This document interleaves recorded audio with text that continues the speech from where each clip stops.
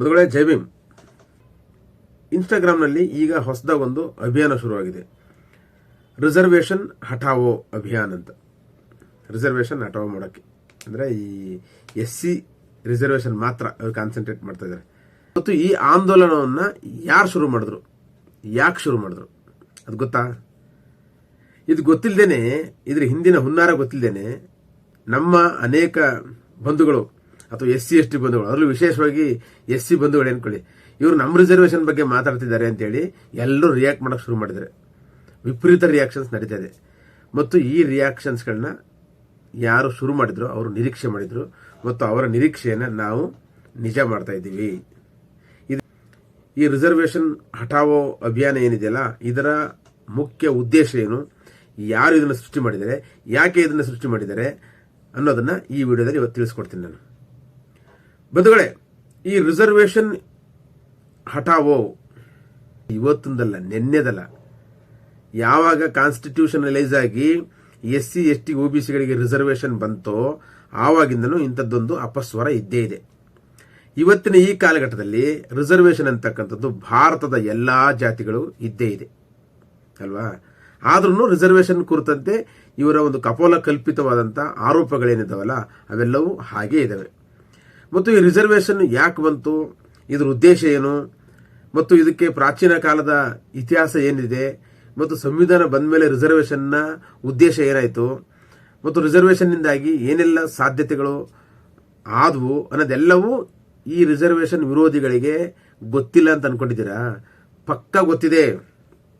ಎಲ್ಲ ಮಾಹಿತಿಗಳು ನಮಗಿಂತ ಅತ್ಯಂತ ಸುಸ್ಪಷ್ಟವಾಗಿ ಈ ಮನುವಾದಿಗಳಿಗೆ ಅಥವಾ ರಿಸರ್ವೇಷನ್ ವಿರೋಧಿ ಹಠಾವೋ ಏನೋ ಮಾಡಕೊಟ್ಟಿದಾರಲ್ಲ ಇವರಿಗೆ ಸ್ಪಷ್ಟವಾಗಿ ಗೊತ್ತಿದೆ.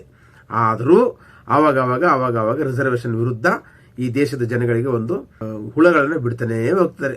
ಅಂದ್ರೆ ಒಂದೇ ಒಂದು ಸಣ್ಣದ್ದು ಇವರೇನು ಬಿಡ್ತಾರೆ ಅಂತಂದ್ರೆ, ರಿಸರ್ವ್ 30-40% ತಗೊಂಡವ್ರಿಗೆ ಕೆಲಸ ಸಿಕ್ಕುತ್ತೆ, 90% ತಗೊಂಡ್ರು 80% ತಗೊಂಡವ್ರಿಗೆ ಕೆಲಸ ಸಿಕ್ಕಲ್ಲ. ರಿಸರ್ವೇಷನ್ ನಲ್ಲಿ ಈ 40-50% ತಗೊಂಡಂತವ್ರು 90% ತಗೊಂಡ್ರ ಸಮಕ್ಕೆ ಅವರನ್ನು ಬಂದ್ಬಿಡ್ತಾರೆ. ಮತ್ತು ರಿಸರ್ವೇಷನ್ ನಲ್ಲಿ ಯಾರಿಗೂ ದಕ್ಷತೆ ಇಲ್ವೋ ಅವರು ಮೆರಿಟ್ ಇಲ್ಲದೆ ಇರ್ತಕ್ಕಂಥವ್ರು ಬಂದು ಮೆರಿಟ್ನವ್ರ ಮೇಲೆ ತಲೆ ಮೇಲೆ ಕೂತು ಬಿಡ್ತಾರೆ. ಇದು ಅನ್ಯಾಯ, ಇದು ಕಾನ್ಸ್ಟಿಟ್ಯೂಷನ್ ಮಾಡಿರ್ತಕ್ಕಂಥ ಮೋಸ ಅನ್ನುವಂತ ಈ ರೀತಿ ಬಾಲಿಶವಾದಂತ ಹೇಳಿಕೆಗಳನ್ನ ಕೊಡ್ತಾರೆ. ಅದಕ್ಕೆ ನಮ್ಮ ಹುಡುಗರು ಏನ್ ಮಾಡ್ತಾರೆ ಅಥವಾ ನಮ್ಮ ಜನ ಏನ್ ಮಾಡ್ತಾರೆ ಅಥವಾ ರಿಸರ್ವೇಷನ್ ಫಲಾನುಭವಿಗಳು ತಕ್ಷಣ ಪ್ರತಿಕ್ರಿಯೆ ನಿಂತು ಬಿಡ್ತಾರೆ. ಇದು ಹಾಗಲ್ಲ, ಹೀಗಲ್ಲ, ಹಾಗೆ, ದಕ್ಷತೆ ಅಂದ್ರೇನು, ಮೆರಿಟ್ ಅಂದ್ರೇನು, ಮೆರಿಟೋರಿಯಸ್ ಅಂದ್ರೇನು, ಇದ್ರ ಇತಿಹಾಸ ಏನು, ಇದ್ರ ಭವಿಷ್ಯ ಏನು, ಇದು ವರ್ತಮಾನ ಏನು, ಎಲ್ಲವನ್ನ ಪ್ರತಿಯೊಬ್ಬರು ರಿಯಾಕ್ಷನ್ ಕೊಡೋಕೆ ಶುರು ಮಾಡ್ತಾರೆ. ಈ ರಿಯಾಕ್ಷನ್ ಕೊಡೋಕೆ ಶುರು ಮಾಡ್ತಾರಲ್ಲ, ಇದೇ ಅವ್ರಿಗೆ ಬೇಕಾಗಿದ್ದು. ಅವ್ರಿಗೆ ಗೊತ್ತು, ನಾವು ಅವ್ರಿಗೆ ಎಜುಕೇಟ್ ಮಾಡಕ್ ಹೋಗ್ತೀವಿ, ಇದು ಸಾಮಾಜಿಕ ಸಮಾನತೆ, ಹಾಗೆ ಹೀಗೆ, ಇದೊಂದು ಬಡತನ ನಿರ್ಮೂಲನದ ಕಾರ್ಯಕ್ರಮ ಅಲ್ಲ, ಇದ್ರ ಉದ್ದೇಶ ಹಿಂಗಿದೆ, ಏನೇನೋ ಪಾಠ ಮಾಡ್ತೀವಿ ನಾವು ಅವ್ರಿಗೆ. ಯಾಕೆ ಅವ್ರಿಗೆ ಗೊತ್ತಿಲ್ವಾ? ನಮಗಿಂತ ವಿದ್ಯಾವಂತರಲ್ಲ ಅವ್ರಿಗೆ ಗೊತ್ತಿದ್ರು ನಾವು ಪಾಠ ಮಾಡಕ್ ಹೋಗ್ತೀವಿ. ಪಾಠ ಮಾಡಬೇಕಾದ ಅಗತ್ಯ ಇಲ್ಲ, ಅವ್ರಿಗೆ ಸ್ಪಷ್ಟವಾಗಿ ಗೊತ್ತಿದೆ. ಇದೆಲ್ಲವೂ ಗೊತ್ತು. ಕಾನ್ಸ್ಟಿಟ್ಯೂಷನ್ ರಿಸರ್ವೇಷನ್ ಯಾಕೆ ಕೊಟ್ಟಿತ್ತು ಅನ್ನೋದು ಅವ್ರಿಗೆ ಗೊತ್ತು. ಪ್ರಾಚೀನ ಇತಿಹಾಸದಲ್ಲಿ ಯಾವ ರೀತಿ ರಿಸರ್ವೇಷನ್ ಇತ್ತು ಅನ್ನೋದು ಅವ್ರಿಗೆ ಗೊತ್ತು. ಪ್ರಾಚೀನ ಇತಿಹಾಸದಲ್ಲಿ ಎಷ್ಟು 100% ರಿಸರ್ವೇಷನ್ ಅನ್ನ ಬ್ರಾಹ್ಮಣರ ತಿಂದು ತೆಗೆದ್ರು ಎಲ್ಲಾ ಕೆಲಸಗಳು ಅಂತಕ್ಕಂಥದ್ದು ಸ್ಪಷ್ಟವಾಗಿ ಅವ್ರಿಗೆ ಗೊತ್ತು. ಮತ್ತು ಇವತ್ತಿನ ಈ ರಿಸರ್ವೇಷನ್ ಒಂದು ಸಾಮಾಜಿಕ ನ್ಯಾಯದ ಭಾವವಾಗಿ ಅಥವಾ ನಮ್ಮ ಈ ಜಾತಿ ವ್ಯವಸ್ಥೆ ಒಳಗಡೆ ಇವರು ಎಷ್ಟು ತುಳಿದಿದ್ದೀವಿ, ನಾವು ಎಂತ ಸಾಮಾಜಿಕ ಅನ್ಯಾಯ ಎಸಗಿದ್ದೀವಿ, ನಾವು ಇಂಥ ಅನ್ಯಾಯಕ್ಕೆ ಒಂದು ಉತ್ತರವಾಗಿ ರಿಸರ್ವೇಷನ್ ಬಂದಿದೆ ಅಂತಕ್ಕಂಥದ್ದು ಗೊತ್ತು. ರಿಸರ್ವೇಷನ್ ಅಂತಕ್ಕಂಥದ್ದು ಸಾಮಾಜಿಕ ನ್ಯಾಯ. ಈ ಸಾಮಾಜಿಕ ನ್ಯಾಯವನ್ನ ಸಾವಿರಾರು ವರ್ಷಗಳ ಕಾಲ ನಾವು ಭಾರತದ ಬಹುಜನರಿಗೆ ನಿರಾಕರಿಸಿದ್ವಿ ಅನ್ನೋದೆಲ್ಲವೂ ಗೊತ್ತಿದ್ದು ಇದನ್ನೇ ಕೆಂಟ್ತಾರೆ. ನಿಮ್ಮ ಹತ್ರ ಪಾಠ ಮಾಡಿಸ್ಕೊಳಕಲ್ಲ. ಒಂದು ಉದ್ದೇಶ ಏನು, ನಿಮ್ಮನ್ನ ಕೆಣಕಿ ನಿಮ್ಮನ್ನ ಅದ್ರ ಸುತ್ತಂಗೆ ಗಿರಿಕಿ ಹೊಡೆಯಂಗೆ ಮಾಡೋದಕ್ಕೋಸ್ಕರ ಅವಾಗ ಬಿಡ್ತಾರೆ. ನೀವು ಸುತ್ತಾ ಇದ್ದೀರಿ ನೋಡಿ. ಈಗ ಯಾವ ಸಂದರ್ಭದಲ್ಲಿ ರಿಸರ್ವೇಷನ್ ಹಠಾವೋ ಆಂದೋಲನ ಶುರು ಮಾಡಿದ್ದಾರೆ ಗೊತ್ತಾ? ಈಗ ಮುಖಭಂಗ ಆಗೋಯ್ತು ಕೇಂದ್ರ ಸರ್ಕಾರಕ್ಕೆ. ಈಗ ಮೋದಿಗೆ ನೀಟ್ ವಿಚಾರದಲ್ಲಿ ಮುಖಭಂಗ ಆಯ್ತು. ಮೋದಿ ಸರ್ಕಾರ ಎಷ್ಟು ರಿಜಿಡ್ ಆಗಿ ಕೂತಿತ್ತು ಅಂದ್ರೆ, ವಿದ್ಯಾರ್ಥಿಗಳ ಚಳವಳಿಗೆ ಅಥವಾ ಕಾಕ್ರೋಚ್ಗಳ ಚಳವಳಿಗೆ ಅಥವಾ ಎಲ್ಲ ಪ್ರತಿಪಕ್ಷಗಳ ಚಳವಳಿಗೆ ಹೆದರಿ ಕೊನೆಗೂ ಶಿಕ್ಷಣ ಸಚಿವ ಧರ್ಮೇಂದ್ರ ಪ್ರಧಾನ್ ಮತ್ತು ಬಿಜೆಪಿಯಲ್ಲಿ ಅಥವಾ RSS ನಲ್ಲಿ ಸಂಘ ಪರಿವಾರದಲ್ಲಿ ಬಹಳ ಪ್ರಧಾನವಾಗಿದ್ದಂತ ಧರ್ಮೇಂದ್ರ ಪ್ರಧಾನ್ ಶಿಕ್ಷಣ ಸಚಿವ, ಅವನು ತಲೆದಂಡ ಆಯ್ತು. ಕಡೆಗೆ ಒಂದು ತಲೆದಂಡ ಆಗ ತನಕ ಆತನನ್ನ ಬಿಡದೇನೆ ಹೋರಾಟಗಾರರು ತುಂಬಾ ರಿಜಿಡ್ ಆಗಿ ಕೂತ್ಕೊಂಡ್ರು ಮತ್ತು ಸಂಘಟಿತರಾಗಿ ಕೂತ್ಕೊಂಡ್ರು. ಹೋರಾಟದ ಮುಖಾಂತರ ರಾಜೀನಾಮೆ ಕೊಡಂಗ್ ಮಾಡಿದ್ರು. ಕೇಂದ್ರ ಸರ್ಕಾರ ಬೆಚ್ಚಿತು. ಯಾವ ಒಂದು ಮೊಬೈಲ್ ಮುಂದೆ ಆಗಲಿ, ಟಿವಿ ಮುಂದೆ ಆಗಲಿ ಪರ್ಸ್ನಲ್ಲೇ ಕಾಣಿಸ್ಕೊಳ್ತಾ ಇದ್ದಂತ ಪ್ರಧಾನಿಗಳು ನರೇಂದ್ರ ಮೋದಿ ಅವರು ಮೊಬೈಲ್ನ ಸೆಲ್ಫಿ ಇಟ್ಕೊಂಡು ಮುಖವನ್ನು ಚೆನ್ನಾಗಿ ಫೋಕಸ್ ಮಾಡ್ಕೊಳ್ಳೋದು ಗೊತ್ತಿಲ್ದೇನೆ ಫ್ರೆಂಡ್ಸ್ ಫ್ರೆಂಡ್ಸ್ ಫ್ರೆಂಡ್ಸ್ ಅಂತ ನಿದ್ದಿಗಣ್ಣಲ್ಲಿ ಓದ್ರಕ್ ಶುರು ಮಾಡಿದ್ರಲ್ಲ. ಈ ನಿದ್ದಿಗಣ್ಣಲ್ಲಿ ಓದ್ರಕ್ ಶುರು ಮಾಡಿದಂತ ಆ ವಿಡಿಯೋ, ಫ್ರೆಂಡ್ಸ್ ಅನ್ನೋ ವಿಡಿಯೋವನ್ನ ದೇಶದಾದ್ಯಂತ ಲಕ್ಷಾಂತರ ಜನ, ಕೋಟ್ಯಾಂತರ ಜನ ಟ್ರೋಲ್ ಮಾಡಾಕ್ಬಿಟ್ರು. ಟ್ರೋಲ್ ಮಾಡಿ ರಿಡಿಕ್ಯೂಲ್ ಮಾಡಾಕಿದ್ರು. ಸಣ್ಣ ಸಣ್ಣ ಮಕ್ಕಳು, ಓದಿರ್ತಕ್ಕಂಥವ್ರು, ಕಾರ್ಪೊರೇಟ್ನವರು, ಹೆಣ್ಣು ಮಕ್ಕಳು, ಚಿಕ್ಕ ಚಿಕ್ಕ ಮಕ್ಕಳು ಕೂಡ ಬಿಡದೇನೆ ಆ ವಿಡಿಯೋವನ್ನ ತುಂಬಾ ರಿಡಿಕ್ಯುಲಸ್ ಆಗಿ ಟ್ರೋಲ್ ಮಾಡಿದ್ರು. ಕೇಂದ್ರ ಸರ್ಕಾರಕ್ಕೆ ಮುಖಭಂಗ ಆಗೋಯ್ತು. ಅವರ ಒಂದು ಸೋಷಿಯಲ್ ಮೀಡಿಯಾ ನೋಡ್ಕೋತಿದ್ದಂಥ ಜನಗಳು ಕೂಡ ಏನೂ ಮಾಡೋಕ್ಕಾಗದೇನೆ ಅವರೆಲ್ಲರ ಕಂಟ್ರೋಲ್ಗಳನ್ನ ಮೀರಿ ಮೋದಿ ಅವರ ಈ ಒಂದು ಮಿಡ್ ನೈಟ್ ಸೆಲ್ಫಿ ದೊಡ್ಡ ವೈರಲ್ ಆಗೋಯ್ತು. ಇದರಿಂದ ಅವರು ಮುಖ ಮುಚ್ಕೊಳ್ಳೋದಕ್ಕೋಸ್ಕರ ಅಥವಾ ಫೇಸ್ ಆಫ್ನು ಆಗೋಯ್ತಲ್ಲ, ಅದನ್ನ ತಪ್ಪಿಸ್ಕೊಳ್ಳೋದಕ್ಕೋಸ್ಕರ ಅವ್ರೇನ್ ಮಾಡಿದ್ರು, ಮತ್ತೆ ಇದೇ ಜಾಸ್ತಿ ಓಡ್ತಾ ಇದ್ರೆ ನಮ್ಮ ಕೇಂದ್ರ ಸರ್ಕಾರಕ್ಕೆ ಮತ್ತಷ್ಟು ಮುಜುಗರ ಆಗೋಗುತ್ತೆ. ಜನ ಆಡ್ಕೊಂಡು ನಗಕ್ಕೆ ಶುರು ಮಾಡ್ಬಿಡ್ತಾರೆ. ನಾವು ತುಂಬಾ ಮುಖಭಂಗ ಅನುಭವಿಸ್ಬಿಟ್ಟಿದ್ದೀವಿ. ಈ ಮುಖಭಂಗದಿಂದ ಏನಾದರೂ ಒಂದು ಡೈವರ್ಟ್ ಮಾಡಬೇಕಾಗಿತ್ತು. ಅವರು ಡೈವರ್ಟ್ ಮಾಡೋದಕ್ಕೋಸ್ಕರ ಇಟ್ಟದ್ದೇ ಇಮಿಡಿಯೇಟ್ ಅವ್ರು ಏನ್ ಮಾಡಿದ್ರು, ಈ ರಿಸರ್ವೇಶನ್ ಹಠಾವೋ ಇದ್ದಕ್ಕಿದ್ದಂಗೆ ಒಂದು ಚಳವಳಿ ಶುರು ಮಾಡಿದ್ರು. ಒಂದು ಫೇಸ್ಬುಕ್ನಲ್ಲೋ ಯಾವುದೊಂದು ಇನ್ಸ್ಟಾಗ್ರಾಮ್ದಲ್ಲೋ ಶುರು ಮಾಡಿದ್ರು. ಶುರು ಮಾಡ್ದಾಗೇನೆ ಆಯ್ತಲ್ಲ, ನೀವೆಲ್ಲ ಕಾದು ಕೂತಿದವ್ರ ತರ ಎಲ್ಲರೂ ರಿಯಾಕ್ಷನ್ ಕೊಡಕ್ಕೆ ಶುರು ಮಾಡಿದಿರ. ದೇಶದಾದ್ಯಂತ ಅದು ಬಿಟ್ಟೋಯ್ತು. ಹೋರಾಟ ಮರ್ತೋಯ್ತು. ಧರ್ಮೇಂದ್ರ ಪ್ರಧಾನ್ ತಲೆದಂಡ ಆಗಿದ್ದು ಮರ್ತೋಯ್ತು. ಕೇಂದ್ರ ಸರ್ಕಾರದ ನೀಟ್ ವಿಫಲತೆ ಮರ್ತೋಯ್ತು. ಮೋದಿ ಅವರು ಮಧ್ಯರಾತ್ರಿಲಿದ್ದು ಬಡಬಡಾಯಿಸಿದ್ದು ಮರ್ತೋಯ್ತು. ಮೋದಿ ಅವರು ಟ್ರೋಲ್ಗೊಳಗಾಗಿ ಇನ್ನಷ್ಟು ಟ್ರೋಲ್ಗೊಳಗಾಗಿ ಮುಜುಗರ ಅನುಭವಿಸೋದನ್ನ ಮರ್ತೋಯ್ತು. ಅದೆಲ್ಲವನ್ನ ಬಿಟ್ಟು ನೀವೇನ್ ಮಾಡಿದ್ರಿ, ಪ್ರತಿಯೊಬ್ಬರು ಭಾರತದ ಎಲ್ಲರೂ ನಮ್ಮ ರಿಸರ್ವೇಶನ್ ಬಗ್ಗೆ ಅಂದ್ಬಿಟ್ರಲ್ಲ ಅಂತ ರಿಸರ್ವೇಶನ್ಗೆ ಎಲ್ಲರೂ ಪಾಠ ಮಾಡಕ್ ಶುರು ಮಾಡಿದಿರ. ಏನಕ್ಕೆ ಪಾಠ ಮಾಡ್ತೀರಾ? ಎಜುಕೇಶನ್ ನಮಗೆ ಇತ್ತೀಚೆಗೆ ಒಂದು 100 ವರ್ಷದಿಂದ ಹಿಂದಕ್ಕೆ ಬಂದಿರೋದು. ನಮಗೆ ಬಹುಜನರಿಗೆ ಎಜುಕೇಶನ್ ಬಂದಿರತಕ್ಕಂಥದ್ದು ಇತ್ತೀಚೆಗೆ ಕೆಲವು ವರ್ಷಗಳಿಂದ. ನಾವು ಈಗ ಅರ್ಥ ಮಾಡ್ಕೊಳ್ಳೋಕೆ ಶುರು ಮಾಡಿದ್ದೀವಿ. ಆದರೆ ಎಜುಕೇಶನ್ ಗುತ್ತಿಗೆ ತಗೊಂಡಿದ್ದಂಥ ಈ ಬ್ರಾಹ್ಮಣರಿಗೆ, ಮನುವಾದಿಗಳಿಗೆ, ಆರ್ಯರಿಗೆ ಸಾವಿರಾರು ವರ್ಷಗಳ ಕಾಲ ಅವ್ರ ಹತ್ರ ಬುದ್ಧಿ, ವಿದ್ಯೆ ಎಲ್ಲವೂ ಇದ್ದೇ ಇದೆ. ಅವ್ರಿಗೆ ನಾವು ಹೊಸದಾಗಿ ಹೇಳ್ಕೊಡ್ಬೇಕಾ? ಅವ್ರಿಗೆ ಗೊತ್ತು ಅವ್ರಿಗೆ. ಆದರೆ ಅವ್ರು ನಮ್ಮನ್ನ ಡಿವಿಯೇಟ್ ಮಾಡಬೇಕಾಗಿತ್ತು. ಯಾವ ವಿಷಯವನ್ನು ತಗೊಂಡ್ರೆ ಈ ದಲಿತರು, ಹಿಂದುಳಿದವರು, ಆದಿವಾಸಿಗಳವರೆಲ್ಲರೂ ಡಿವೇಟ್ ಆಗಿ ಹೋಗ್ತಾರೆ ಅಂತ ಅವ್ರಿಗೆ ಚೆನ್ನಾಗಿ ಗೊತ್ತು. ಅಂಬೇಡ್ಕರ್ ಅವರು ಇಶ್ಯೂ ತಗೋತಾರೆ. ಅವ್ರದ್ದು ಯಾವ್ದಾದ್ರು ಒಂದು ಇಶ್ಯೂ ಬಂದಾಗ ಅವ್ರ ಮುಖ ಮುಚ್ಕೊಳ್ಳೋದಕ್ಕೆ ಅಂಬೇಡ್ಕರ್ ಅವರು ಇಶ್ಯೂ ತೆಗಿತಾರೆ. ಇನ್ಯಾವುದೋ ಮುಚ್ಕೊಳ್ಳೋಕೆ ರಿಸರ್ವೇಶನ್ ಇಶ್ಯೂ ತಗೋತಾರೆ. ಈ ಎರಡು ವಿಷಯಗಳು ಸೆನ್ಸಿಟಿವ್ ಆಗಿರ್ತಕ್ಕಂಥ ವಿಷಯಗಳು. ಈ ಯುವಕರು ದೇಶದಾದ್ಯಂತ ಎಂಗೇಜ್ ಆಗಿ ಹೋಗ್ತಾರೆ ಅಂತ ಅವ್ರಿಗೆ ಗೊತ್ತು. ಎಂಗೇಜ್ ಆದ್ರಿ, ನೀವೆಲ್ಲ ಎಂಗೇಜ್ ಆಗಿದ್ದೀರಾ. ಯಾತಿಗೆ ಪಾಠ ಮಾಡ್ತೀರಾ ಸ್ವಾಮಿ? ಸಹೋದರಿಯರೇ ಬಿಟ್ಬಿಡಿ. ನೀವು ಎಷ್ಟೇ ಹೇಳಿದ್ರು ಅದನ್ನೇ ಮಾತಾಡ್ತಾರೆ. 35% ತಗೊಂಡವ್ರು ನಮ್ಮ ಸಮಕ್ಕೆ ಬಂದ್ಬಿಡ್ತಾರೆ ಅಂತ. ನಾವು ಮೆರಿಟ್ ಮೈ ಫುಟ್ ಅಂತ ಹೇಳಿದವ್ರು ನಾವು. ಇಲ್ಲಿ ಮೆರಿಟ್ ಎಲ್ಲ ಇಂಪಾರ್ಟೆಂಟು. ಓದಿ ಅಲ್ಲಿ ಏನೋ ಗಟ್ಟಿ ಮಾಡಿ ಬರೆದ್ಬಿಟ್ಟ ಅಕ್ಷರಕ್ಕೆ ಅವನು ಬಹುದೊಡ್ಡ ಬುದ್ಧಿವಂತ ಅಲ್ಲ ಅವನು. ನಾವು ಕೇಳಬೇಕಾಗಿರೋ ಪ್ರಶ್ನೆ ಏನು ಗೊತ್ತಾ? ನೀವು ಎಂಗೇಜ್ ಮಾಡ್ಲಿಕ್ಕೋಸ್ಕರ ಕೌಂಟರ್ ಕೊಡಿ. ಆರ್ಯರು ಭಾರತೀಯರಲ್ಲ, ಭಾರತಕ್ಕೆ ವಲಸೆ ಬಂದಂತ ವಲಸಿಗರು. ಕೌಂಟರ್ ಕೊಡಿ. ಅವ್ರ DNA ನಮ್ಮ ದೇಶದ DNA ಅಲ್ಲ ಅವ್ರದ್ದು, ಇರಾನ್ DNA ಹೋಗುತ್ತೆ ಅವ್ರದ್ದು. ಕೌಂಟರ್ ಕೊಡ್ತಾ ಹೋಗಿ. ಇದು ಬಿಟ್ಬಿಡಿ ಅವ್ರ ವಿಚಾರನ. ಒಂದೇ ಒಂದು ಆವಿಷ್ಕಾರವನ್ನ ಭಾರತದ ಬ್ರಾಹ್ಮಣರು, ಬುದ್ಧಿವಂತ ಬ್ರಾಹ್ಮಣರು ಭಾರತದಲ್ಲಿ ಮಾಡಿರ್ತಕ್ಕಂಥ ಆವಿಷ್ಕಾರವನ್ನ ತೋರಿಸಿ ಅಂತ ಚಾಲೆಂಜ್ ಹಾಕಿ, ಅವರಿಗೆ ಸವಾಲ್ ಹಾಕಿ. ಎಲ್ಲೆಲ್ಲಿ ರಿಸರ್ವೇಶನ್ ಇಲ್ಲೋ, ಎಲ್ಲೆಲ್ಲಿಲ್ಲ. IITಗಳಲ್ಲಿ ರಿಸರ್ವೇಶನ್ ಇರಲ್ಲ, ಸುಪ್ರೀಂ ಕೋರ್ಟ್ ಅಲ್ಲಿ ರಿಸರ್ವೇಶನ್ ಇಲ್ಲ, ಅಥವಾ ಮಿಲಿಟರಿಯಲ್ಲಿ ರಿಸರ್ವೇಶನ್ ಇಲ್ಲ. ಇಲ್ಲೆಲ್ಲವೂ ಇವರು ರಿಸರ್ವೇಶನ್ ಇಲ್ಲದೆ ಇರತಕ್ಕಂಥ ದಕ್ಷತೆ ಇರತಕ್ಕಂಥ ಜನಗಳು ಮಾಡಿರ್ತಕ್ಕಂಥ ಬಹುದೊಡ್ಡ ಕ್ರಾಂತಿ ಏನು, ಆವಿಷ್ಕಾರ ಏನು, ವೈಜ್ಞಾನಿಕ ಆವಿಷ್ಕಾರ ಏನು, ಏನನ್ನ ಕಂಡಿಡಿದರೆ ಈ ದೇಶದಲ್ಲಿ, ಇವ್ರ ಕೊಡುಗೆ ಏನು ವಿಜ್ಞಾನಕ್ಕೆ ಅನ್ನೋದನ್ನ ಕೇಳಿ ಅವ್ರನ್ನ ಮುಜುಗರಕ್ಕೆ ಒಳಗೆ ಮಾಡಬೇಕು. ಆ ಥರದ ಕ್ವಶನ್ಸ್ಗಳು ಆಗ್ತಾ ಹೋಗ್ಬೇಕು. ಈ ದೇಶದಲ್ಲಿ ಜಾತಿ ವ್ಯವಸ್ಥೆ ಇದೆಯಲ್ಲ, ಇದನ್ನು ಹುಟ್ಟಾಕಿದವ್ರು ಯಾರು? ಈ ಜಾತಿ ವ್ಯವಸ್ಥೆ ಕರಾಳ ಮುಖಗಳೇನು? ಈ ಜಾತಿ ವ್ಯವಸ್ಥೆ ಅಂತಕ್ಕಂಥದ್ದು ಎಷ್ಟೊಂದು ಅನ್ಯಾಯಕರವಾದದ್ದು, ಅದನ್ನು ಕೇಳಿದಿರಾ? ಈ ದೇವರುಗಳನ್ನ ಸೃಷ್ಟಿ ಮಾಡಿದಾರೆ ಯಾರು? ಧರ್ಮವನ್ನು ಯಾತಕ್ಕೆ ಸೃಷ್ಟಿ ಮಾಡಿದ್ರು? ಯಾಕೆ ಒಂದು ಏಣಿ ಶ್ರೇಣಿ ವ್ಯವಸ್ಥೆಯನ್ನು ತಂದ್ರು? ಇಲ್ಲಿ ಪದೇ ಪದೇ ಮಾತಾಡಿದನ್ನ. ಈ ತರ ಜಾತಿ ವ್ಯವಸ್ಥೆಯನ್ನ, ಧರ್ಮವನ್ನ, ದೇವರುಗಳನ್ನ, ಮಾಟ ಮಂತ್ರಗಳನ್ನ ಅಥವಾ ಯಕ್ಷಿಣಿಗಳನ್ನ, ಯಾಗಯಜ್ಞಗಳನ್ನ, ಅರ್ಥವೇ ಇದ್ದಿರ್ತಕ್ಕಂಥ ಈ ಒಂದು ಆಚಾರ ವಿಚಾರಗಳನ್ನ ತಂದಂತ ಇವರು ಎಷ್ಟು ಅನಾಗರಿಕರ ತರ ಇದ್ದಾರೆ ಅನ್ನೋದನ್ನ ಮಾತಾಡ್ರಿ. ಆ ತರ ಮಾತಾಡಿ. ಅದ್ರ ಬಗ್ಗೆ ರಿಸರ್ವೇಶನ್ ಅಂದ್ರೆ ಸಾಮಾಜಿಕ ನ್ಯಾಯ, ರಿಸರ್ವೇಶನ್ ಅಂದ್ರೆ ಭಿಕ್ಷೆ ಅಲ್ಲ, ರಿಸರ್ವೇಶನ್ ಅಂದ್ರೆ ಹಂಗೆ ಏನು ಮಾತಾಡಿ ಪ್ರಯೋಜನ ಇಲ್ಲ. ಅದೆಲ್ಲವೂ ಗೊತ್ತು ಅವರಿಗೆ. ಇವತ್ತು ರಿಸರ್ವೇಶನ್ ಇಂದಾಗಿ ಇವತ್ತು ಯಾವ ಒಂದು ದೊಡ್ಡ ಸಾಧನೆಯೂ ಆಗಲ್ಲ. ರಿಸರ್ವೇಶನ್ ಇಲ್ಲ. ಇವತ್ತು ರಿಸರ್ವೇಶನ್ ಹೆಸರು ಮಾತ್ರ ಇದೆ ಅಷ್ಟೇ. ಸರ್ಕಾರ ಎಲ್ಲ ಸ್ವಾಮ್ಯಗಳು, ಸರ್ಕಾರಿ ಕೆಲಸಗಳೆಲ್ಲ ನಾಶ ಆಗಿರೋ ಸಂದರ್ಭದಲ್ಲಿ ಯಾತಿಗೋಸ್ಕರ ರಿಸರ್ವೇಶನ್ ಬಗ್ಗೆ ಮಾತಾಡ್ತೀರಿ ನೀವು? ಎಲ್ಲಿದೆ ರಿಸರ್ವೇಶನ್?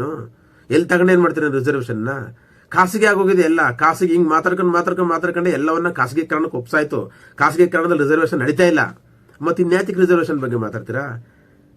ಒಳ ಮೀಸಲಾತಿ ತಂದದ್ದು ಈ ಕಾರಣಕ್ಕೋಸ್ಕರನೇ. ಸರ್ಕಾರಗಳು ಅಸ್ಥಿರಗೊಂಡಾಗ ಈ ಒಳ ಮೀಸಲಾತಿ ಅಂಬೇಡ್ಕರ್ ವಿಚಾರಧಾರೆ ಇದನ್ನೆಲ್ಲ ತಂದು ದಲಿತರನ್ನ ಬೀದಿ ನಿಲ್ಲಿಸ್ತಾರೆ. ನೀವು ನಿಂತಿವ್ಯಾಕೆ ರೆಡಿ ಇದ್ದೀರಾ? ಬಿಟ್ಬಿಡಿ, ಕೌಂಟರ್ ಅಟ್ಯಾಕ್ ಕೊಡ್ತಾವಾಗಿ. ಇಲ್ವಾ ಅವ್ರಿಗೆ ನೀವು ರೆಸ್ಪಾಂಡ್ ಮಾಡೋದೇ ಬಿಟ್ಬಿಡಿ. ಅವ್ರಿಗೆ ಜ್ಞಾನ ಇಲ್ವಾ? ಪುಸ್ತಕಗಳಿಲ್ವಾ? ಸಂವಿಧಾನ ಇಲ್ವಾ ಅವ್ರಿಗೆ ಬೇರೆ ಸಂವಿಧಾನ ಇದೆಯಾ? ಅವರ ದೇಶಭಕ್ತಿಯನ್ನು ಪ್ರಶ್ನೆ ಮಾಡಿ, ಅವರ ವೈಜ್ಞಾನಿಕ ಆಲೋಚನೆಗಳನ್ನ ಪ್ರಶ್ನೆ ಮಾಡಿ, ಅವರು ಇಲ್ಲಿ ಹೇಗೆ ಬಂದರು ಅನ್ನೋದನ್ನ ಪ್ರಶ್ನೆ ಮಾಡಿ, ಅವರ ದೇವಸ್ಥಾನಗಳ ಕಳ್ತನ ಇದೆಯಲ್ಲ, ದುಡ್ಡು ಕಳ್ತನ ಆಗ್ತಿದ್ರೆ ಕೋಟ್ಯಾಂತರ ರೂಪಾಯಿ ದುಡ್ಡು ನಮಗೆ ದೇವರಲ್ಲಿ ಭಕ್ತಿ ಸೃಷ್ಟಿ ಮಾಡಿ ಜನಗಳಲ್ಲಿ ಇವರು ಎಲ್ಲ ದುಡ್ಡು ಲಪ್ಟಾಯಿಸ್ಕೊಂಡು ಲೂಟಿ ಮಾಡ್ಕೊಂಡು ದೇವಾಲಯಗಳ ಹೆಸರಿನಲ್ಲಿ ಮಾಡ್ತಕ್ಕಂಥ ಅನಾಚಾರಗಳ ಬಗ್ಗೆ ಮಾತಾಡೋಣ ನಾವೆಲ್ಲ. ದೇಶದಲ್ಲಿ ಸೃಷ್ಟಿ ಮಾಡಿರ್ತಕ್ಕಂಥ ಅಸಮಾನತೆ ಬಗ್ಗೆ ಮಾತಾಡೋಣ ನಾವು. ಇವ್ರಿಗೆ ನಾಚಿಕೆ ಆಗುತ್ತೆ. ನಿಜವಾಗ್ಲೂ ಅತ್ಯಂತ ಅನಾಗರಿಕ ವರ್ತನೆ ಇದು. ಒಂದು ದೇಶದಲ್ಲಿ ಒಂದು ಪ್ರಜೆಗಳು ಇನ್ನೊಬ್ಬ ಪ್ರಜೆಗಳನ್ನ ಜಾತಿ ಹೆಸರಲ್ಲಿ, ಧರ್ಮದ ಹೆಸರಲ್ಲಿ ವಿಂಗಡಣೆ ಮಾಡಿ, ಮೇಲು ಕೀಳು ಮಾಡಿ, ಶ್ರೇಷ್ಠ ಕನಿಷ್ಠ ಮಾಡಿ, ಇವತ್ತಿಗೂ ಅರ್ಥವಿಲ್ಲದಿರತಕ್ಕಂಥ ಆಚರಣೆಗಳನ್ನ ಕೊಟ್ಟು ಜನಗಳನ್ನ ಎಂಗೇಜ್ ಮಾಡಿ ಇವ್ರು ಮಾತ್ರ ದೇವಸ್ಥಾನಗಳನ್ನ ಎಲ್ಲ ಕಡೆ ಲೂಟಿ ಮಾಡ್ಕೊಂಡಿದ್ದಾರಲ್ಲ. ಇಂತಹ ಅಸಹ್ಯಕರವಾದಂಥ ವಿಚಾರಗಳನ್ನ ನಾವು ಚರ್ಚೆ ಮಾಡಬೇಕು. ಅದು ಬಿಟ್ಬಿಟ್ಟು ರಿಸರ್ವೇಷನ್ ಬಗ್ಗೆ ಅನ್ಲಿ ಬಿಡ್ರಿ. ಸಾಂವಿಧಾನಿಕ ಹಕ್ಕು ಎಲ್ಲೂ ಹೋಗಲ್ಲ. ಸಾಂವಿಧಾನಿಕ ಹಕ್ಕುಗಳನ್ನ ನಾವೆಲ್ಲರೂ ಹೋರಾಟದ ಮುಖಾಂತರ ಪಡಿಲೇಬಹುದು.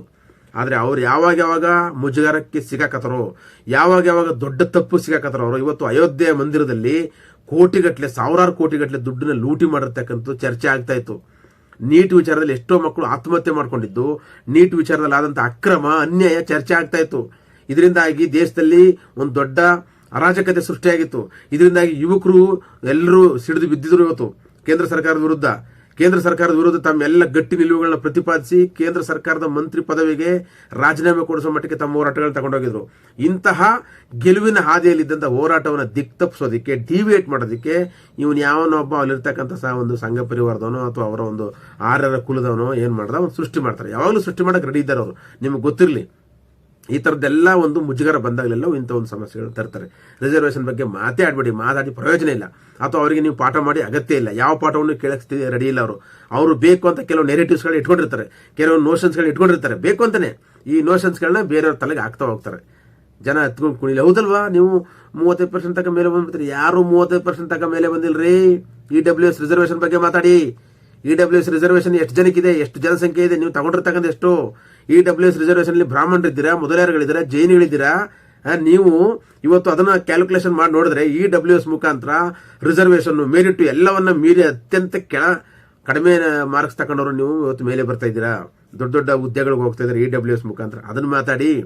EWS ನ ಒಂದು ಆರ್ಥಿಕ ಮಾನದಂಡ ಏನಿದೆ 8 ಲಕ್ಷ ತನಕ ಮಾಡಿದ್ದಾರೆ. 8 ಲಕ್ಷ ಅವ್ನು ಬಡವ ಅಂತ ಕನ್ಸಿಡರ್ ಮಾಡ್ತಾರೆ. ಅದೇ ಇಲ್ಲಿ SC ರಿಸರ್ವೇಷನ್ 1 ಲಕ್ಷ, 2 ಲಕ್ಷ, 3 ಲಕ್ಷಕ್ಕೆ ಸೀಸ್ ಮಾಡಿರ್ತಾರೆ ಅವನ್ನ ಆದಾಯ ಮಿತಿಯನ್ನ. ಇಲ್ಲಿ ಯಾಕೆ 8 ಲಕ್ಷ, ಇಲ್ಲಿ ಯಾಕೆ 3 ಲಕ್ಷ, 2 ಲಕ್ಷ ಅಂತ ಇರ್ಬೇಕು? ಅದ್ರ ಬಗ್ಗೆ ಯೋಚನೆ ಮಾಡಿ ಕೇಳಿ. ಅದನ್ನ EWS ಯಾರು ಚರ್ಚೆ ಮಾಡಿ ತಗೊಂಬಂದ್ರಿ ಅಂತ ಕೇಳಿ. EWS ಎಷ್ಟು ಹುದ್ದೆಗಳನ್ನ ಲಪ್ಟಾಯಿಸಿದ್ರೆ ಅಂತ ಕೇಳಿ.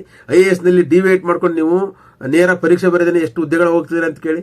ಆ ಥರದ್ದು ಬೇಕಾದಷ್ಟು ಇಶ್ಯೂಗಳು ನಮ್ಮ ದೇಶದಲ್ಲಿ ತುಳುಕ್ತಾ ಇದೆ. ಇವ್ರು ಮಾಡಿರ್ತಕ್ಕಂಥ ಅನ್ಯಾಯ ಇದೆ. ಆರ್ಯರು ಇದೆ, ಬ್ರಾಹ್ಮಣರು ಇದೆ, ಮನುವಾದಿಗಳು ಮಾಡ್ತಕ್ಕಂಥ ಅನ್ಯಾಯಗಳು ಸಾವಿರಾರಿವೆ. ಇವುಗಳೆಲ್ಲ ಎಕ್ಸ್ಪೋಸ್ ಮಾಡಬೇಕೆ ಹೊರತು ನೀವು ಸ್ವತಂತ್ರ ಮಾಧ್ಯಮಗಳ ಮುಖಾಂತರ ಅಥವಾ ಸ್ವತಂತ್ರ ನಿಮ್ಮ ಅಭಿವ್ಯಕ್ತಿಗಳ ಮುಖಾಂತರ ಅವ್ರು ಯಾವುದೋ ಕೊಟ್ಟಕಾದ ಒಂದು ವಿಚಾರ ತಕ್ಕಂಥ ಕೌಂಟ್ರ್ ಕೊಡ್ತಾ ಪ್ರತಿಯೊಬ್ಬರು ಲೈವ್ ಬರ್ತೀವಿ, ವಿಡಿಯೋ ಮಾಡ್ತೀವಿ, ಅದು ಮಾಡ್ತೀವಿ, ಇದು ಮಾಡ್ತೀವಿ ಅಂತ ನೀವು ಸಾಮಾಜಿಕ ನ್ಯಾಯದ ಬಗ್ಗೆ ಪಾಠ ಮಾಡ್ತಾರೆ. ಅವ್ರಿಗೆ ಪಾಠ ಮಾಡೋ ಅಗತ್ಯ ಇಲ್ಲ. ಅವ್ರು ನಮ್ಮನ್ನ ಡಿವೇಟ್ ಮಾಡಿ ಹುಚ್ಚೆಬ್ಸಿ ಬೀದಿಲಿ ನಿಲ್ಸಕ್ಕೆ ಮಾಡ್ತಾರೆ. ಇದು ಕಾಲದಿಂದ ನಡ್ಕೊಂಡು ಬಂದಿರತಕ್ಕಂಥದ್ದು. ಅದರಿಂದ ಅವರ ಒಂದು ಹುನ್ನಾರಗಳಿಗೆ ಬಲಿ ಆಗಬೇಡಿ. ಇದು ತಮ್ಮ ಮುಖ ಭಂಗವನ್ನು ತಪ್ಪಿಸಿಕೊಳ್ಳುವುದಕ್ಕೆ ಇವರು ಮಾಡಿರ್ತಕ್ಕಂಥ ಹುನ್ನಾರ. ಬೇಕಾದಷ್ಟು ಇಶ್ಯೂಗಳಿದೆ ಇವತ್ತು ಅವ್ರನ್ನ ಆಡ್ಕೊಂಡು ನಗೋದಕ್ಕೆ.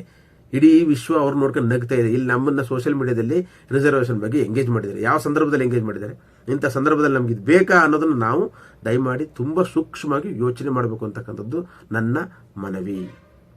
ನಾವು ಅವರಲ್ಲಿರ್ತಕ್ಕಂಥ ನ್ಯೂನತೆಗಳನ್ನ, ಲೋಪದೋಷಗಳನ್ನ ಎತ್ತಿ ತೋರಿಸ್ಬೇಕಾದಂಥ ವಿಡಿಯೋಗಳನ್ನ ಬೇಕಾದಷ್ಟು ಮಾಡಿ ಬಿಡಿ.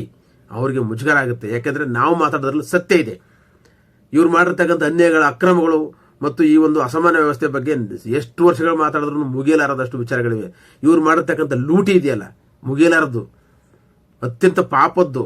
ಇವರೇ ಹೇಳುವಂತ ದೇವರು ಈ ಒಂದು ರಾಮ ಮಂದಿರ ಕಟ್ಟಕ್ಕೋಸ್ಕರ ಇಡೀ ದೇಶವನ್ನ ಬೆಂಕಿಯಲ್ಲಿ ಪ್ರಕ್ಷುಬ್ಧ ಪರಿಸ್ಥಿತಿಯಲ್ಲಿ ಸಾವು ನೋವುಗಳ ಮುಖಾಂತರ ಬೇಯಿಸಿದಂತೆ ಈ ಜನ ಇದೇ ರಾಮ ಮಂದಿರದಿಂದ ಕೋಟ್ಯಾಂತರ ರೂಪಾಯಿನ ದುಡ್ಡನ್ನ ಲೂಟಿ ಮಾಡಿದ್ರಲ್ಲ.